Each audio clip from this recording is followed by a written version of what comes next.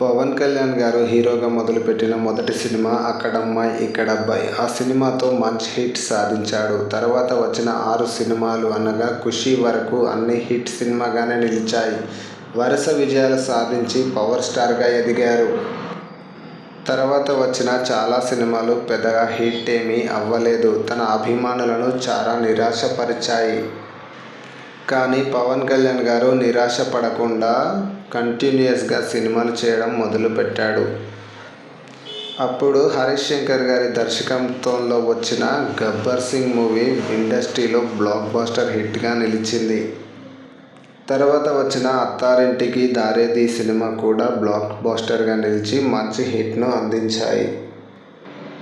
పవన్ కళ్యాణ్ గారు తనను నమ్మి పవర్ స్టార్గా నిలబెట్టిన తన ప్రజలకు అండగా నిలబడాలి అనే ఉద్దేశంతో జనసేన పార్టీని స్థాపించారు. కానీ మొదటిసారి పోటీ చేయకుండానే టీడీపీకి సపోర్ట్ చేసి టీడీపీ అధికారంలోకి రావడానికి తన వంతు కృషి చేశారు. తర్వాత జరిగిన ఎన్నికల్లో ఒంటరిగా పార్టీని ఎన్నికల్లో నిలబెట్టాలి అనే ఉద్దేశంతో పోటీకి దిగారు. కానీ పవన్ కళ్యాణ్ గారు పోటీ చేసిన 2 నియోజకవర్గాల్లో ఓడిపోయారు. కేవలం ఒక్క ఎమ్మెల్యే స్థానాన్నే జనసేన పార్టీ నుండి గెలిపించుకున్నారు.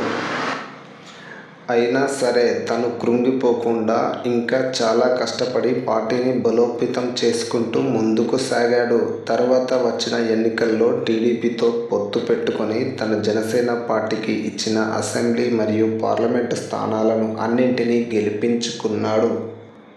100% రిజల్ట్ని తీసుకువచ్చి చరిత్ర సృష్టించాడు. అలాగే ఆంధ్రాకి డిప్యూటీ సీఎంగా అయ్యాడు.